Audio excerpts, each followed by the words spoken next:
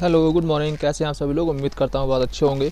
तैयारी एकदम अच्छे से बेहतरीन होगी आपकी। आप सभी का स्वागत है मेरे YouTube channel general knowledge world में। जैसा सभी को पता है कि अब सीजीएल में कितने दिन बचे हैं। सीजीएल के मात्र 12 दिन, सीजीएल के मात्र 12 दिन ही बचे हैं सीजीएल में, जिसके लिए आपको 11 दिन ही मानिए, क्योंकि 13 दिसंबर का तो एक एग्ज़ाम हो जाएगा। 13 दिसंबर का तो एग्ज़ाम होना है, इसलिए अब 11 दिन बचे हैं। अच्छे से ना रिवीजन कर लीजिए, आपने जो भी पढ़ा है अच्छे से उसे देख लीजिए। खैर, आज सभी से नए क्वेश्चन लेके आया हूँ मैं, उम्मीद करता हूँ अच्छे लगेंगे। अगर आप मेरे यूट्यूब चैनल पर नए हैं तो पहले वीडियो को शेयर कर दें, लाइक कर दें एंड चैनल को सब्सक्राइब जरूर कर दें, जिससे ज़्यादा से ज़्यादा लोग को ऐसी वीडियो पहुँच सके। तो शुरू करते हैं, पहला क्वेश्चन देखते हैं। पहला क्वेश्चन है हमारा, रायला हाथी रिजर्व कहाँ स्थित है? रायला एक हाथी रिजर्व है, ये कहाँ स्थित होता है? उड़ीसा में, आंध्र प्रदेश में, अरुणाचल प्रदेश में या कोई नहीं? हम अगर बात करें अपने ऑप्शन से चलें तो ऑप्शन में हमारा देखिए, जो उड़ीसा में है वो महानदी हाथी रिजर्व है।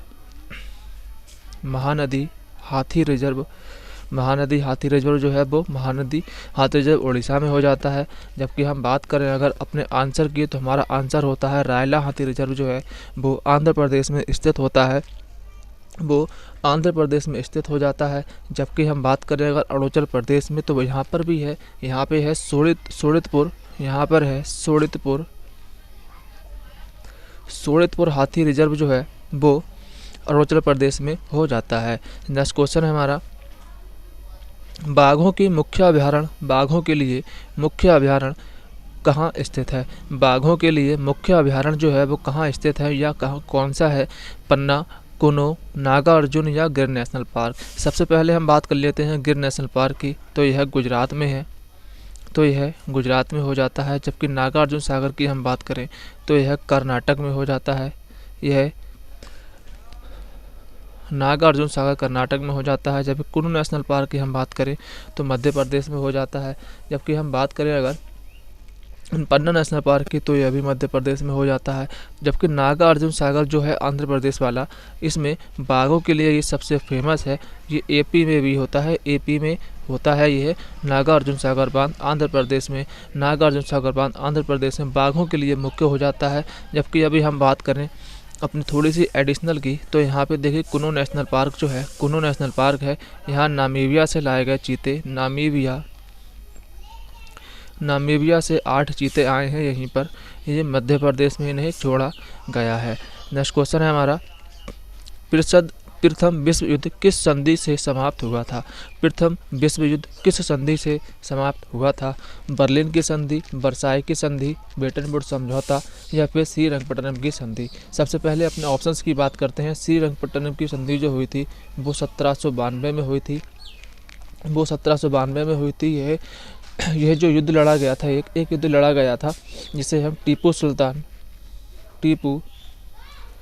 सुल्तान और कॉर्नवालिस के बीच हुआ था। यह तृतीय आंग्ल मैसूर युद्ध था। ये आंग्ल मैसूर युद्ध था 1792 में। इसी संधि समाप्त हुई, जब 1790-1792 तक यह चला था। 1792 में श्रीरंगपट्टनम की संधि से यह समाप्त हुआ था। जबकि हम बात करें अगर ब्रेटन वुड्स समझौते से, तो यहाँ पे यूएनओ की स्थापना है। जबकि हम बात करें अगर वर्साई की संधि से, तो वर्साई की संधि से दूसरा विश्व युद्ध समाप्त हुआ था। प्रथम विश्व युद्ध समाप्त हुआ था वर्साई की संधि से।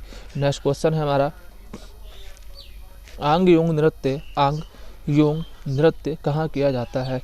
आंग योंग नृत्य कहाँ किया जाता है? नागालैंड, त्रिपुरा, असम या मिजोरम? तो इसका सही आंसर क्या होगा? देखिए, आंग योंग नृत्य है, ये इम्पोर्टेंट क्वेश्चन है। इम्पोर्टेंट क्वेश्चन इसलिए है क्योंकि इससे क्वेश्चन हमेशा बनते हैं। आंग योंग कहाँ से संबंधित हो जाता है? तो आंग योंग जो किया जाता है वो नागालैंड में किया जाता है। इसके अतिरिक्त हम बात करें यहाँ पे, तो यहाँ पे यमसे त्योहार भी मनाया जाता है, यमसे नृत्य भी किया जाता है, यमसे नृत्य भी यहाँ पे किया जाता है। अगर हम बात कर लें यहाँ पे, एक त्यौहार भी होता है यहाँ पे, जिसे हम सैक्रेनी कहते हैं, जिसे हम सैक्रेनी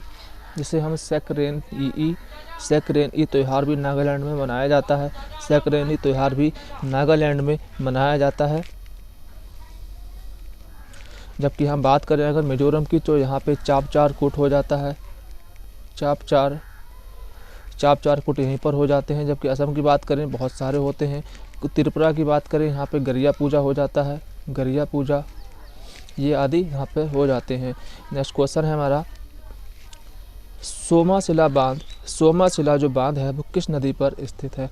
सोमाशिला बांध किस नदी पर स्थित है? देखिए जो बांध है फेमस बांध है उनके बारे में अब नहीं पूछा जाता, क्योंकि वो सबको ही पता होते हैं कि कहाँ पर स्थित है। तो नए नए बांधों से क्वेश्चन आ रहे हैं कि सोमाशिला बांध कहाँ पर स्थित है।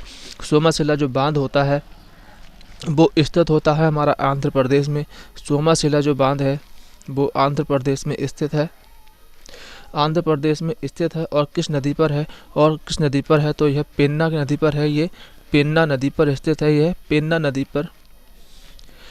नदी पर स्थित होता है। जबकि हम बात करें यहाँ पे और भी बांध हैं, जैसे कि धरोई बांध की बात कर लें, धरोई बांध की हम बात कर लें, धरोई बांध साबरमती नदी बना हुआ है धरोई बांध, जो कि गुजरात में स्थित होता है, जबकि हम बात करें अगर मंजीरा नदी की, मंजीरा नदी पर कौन सा है? तो निजाम सागर बांध जो है, ये तो सभी को पता होगा, निजाम सागर बांध जो है वो मंजीरा नदी पर स्थित होता है, और कहाँ? तेलंगाना में यह स्थित हो जाता है। जबकि हम बात करें अगर जायकवाड़ी की तो ये और फेमस है कि जायकवाड़ी कहाँ पर स्थित है। यह जायकवाड़ी कहाँ पर स्थित हो जाता है? तो यह गोदावरी नदी पर स्थित होता है, और कहाँ पर स्थित है? ये महाराष्ट्र में स्थित हो जाता है। नेक्स्ट क्वेश्चन है हमारा अलीवर्दी खान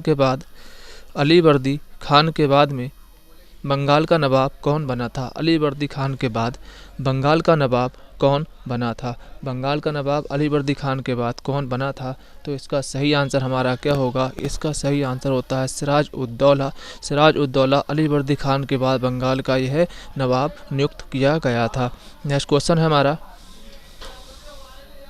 इनमें से कौन सा राज्य 1987 में गठित हुआ था? इनमें से कौन सा राज्य है जो 1987 में गठित हुआ था? गुजरात, गोवा, मिजोरम या अरुणाचल प्रदेश? तो इसका सही आंसर क्या होगा? इसका जो सही आंसर है हमारा वो क्या होगा? देखिए हम बात कर लें अगर गुजरात की तो यह 1960 की बात है। 1960 की बात है जब मुंबई से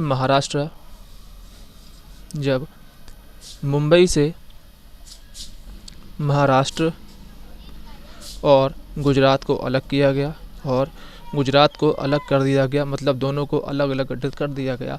जबकि हम बात करें अगर गोवा, मिजोरम और अरुणाचल प्रदेश की तो यह तीनों ही हमारे सही आंसर होते हैं। तीनों ही 1987 में यह गठित हुए हैं, तीनों ही 1987 में गठित हुए हैं।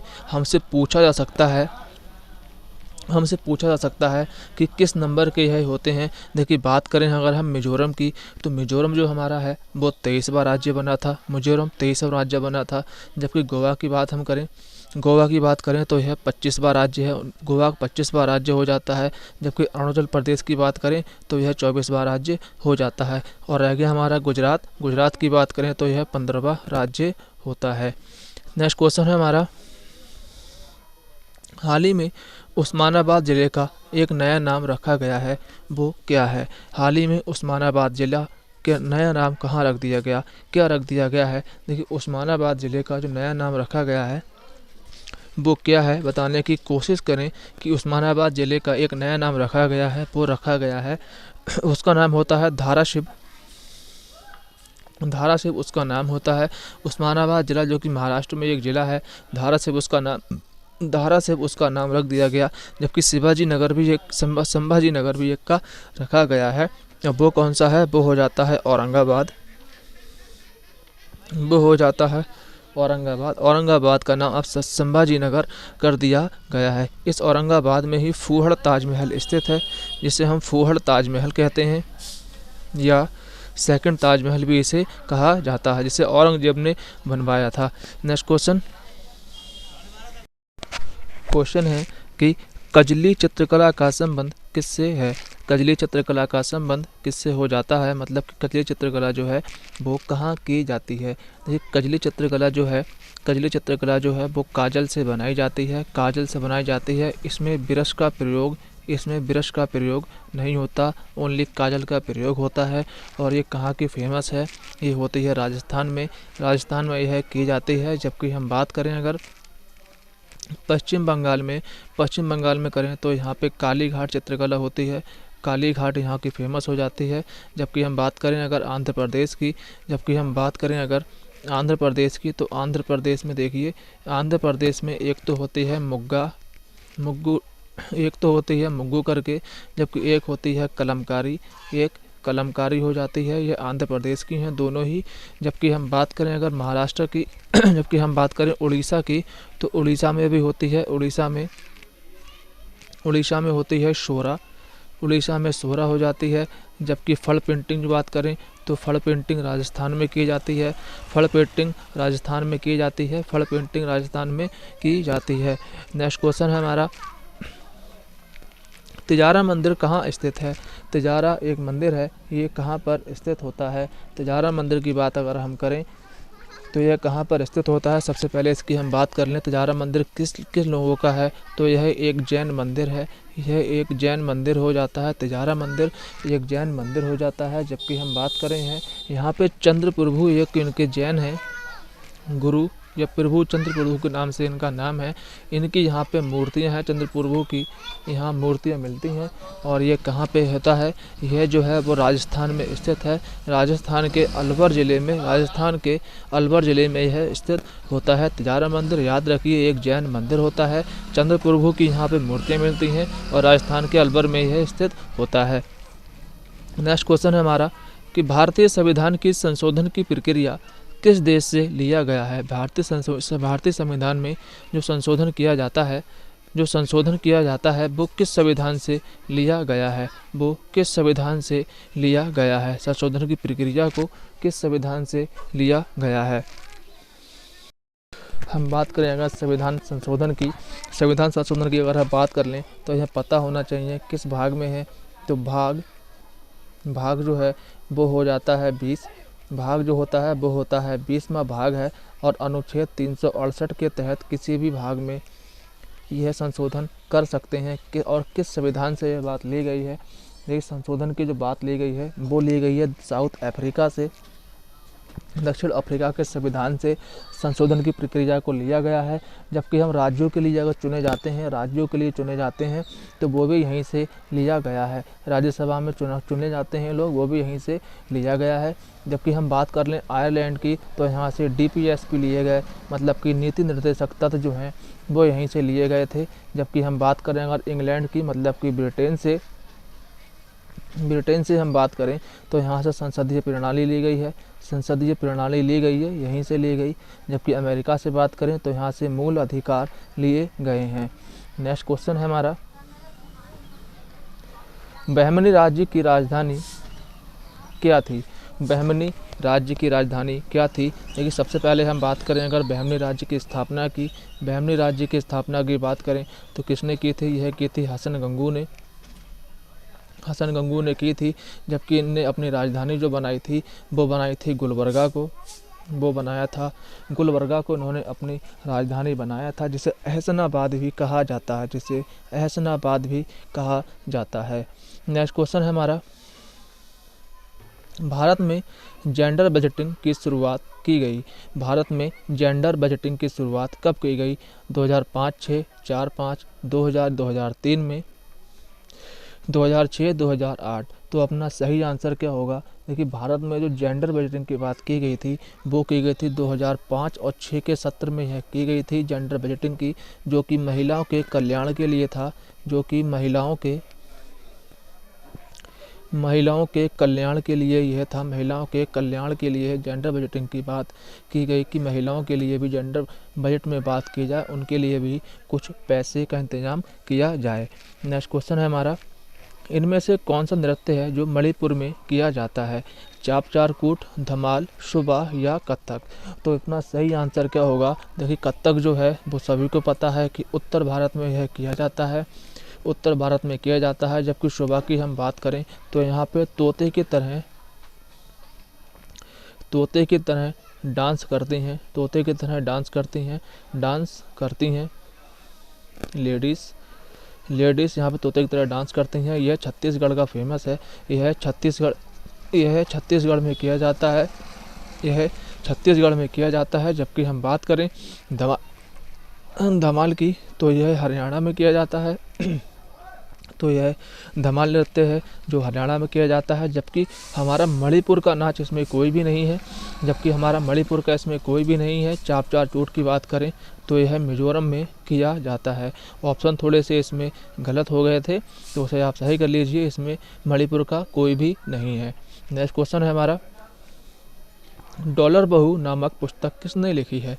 डॉलर बहू नामक एक पुस्तक है, ये किसने लिखी है? बहुत ज़्यादा फेमस है ये लिखी है सुधा मूर्ति ने।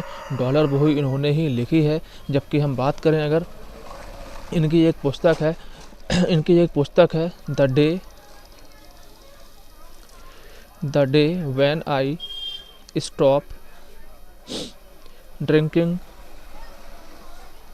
मिल्क, ये इनकी एक पुस्तक हो जाती है जो काफ़ी फेमस होती है। जबकि इनकी एक पुस्तक है महाश्वेता इन्हीं की एक पुस्तक हो जाती है। जबकि हम बात करें इसमें अमीश त्रिपाठी की तो उन्होंने लिखी थी एक सीता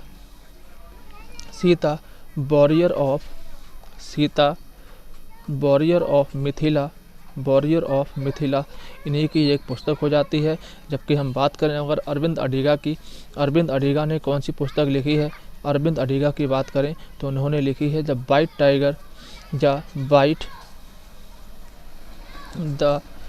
टाइगर इन्हीं की एक पुस्तक हो जाती है। नेक्स्ट क्वेश्चन है हमारा, आमुक्त माल्य पद किसके द्वारा लिखी गई? आमुक्त माल्य पद जो है वो राजनीति पर लिखी गई एक पुस्तक हो जाती है। राजनीति पर एक पुस्तक हो जाती है जो लिखी थी कृष्णदेव राय ने। इसके अतिरिक्त इन्होंने जाम्बती कल्याणम लिखी, संस्कृत में जाम्बती कल्याणम लिखी। और एक लिखी थी इन्होंने उषा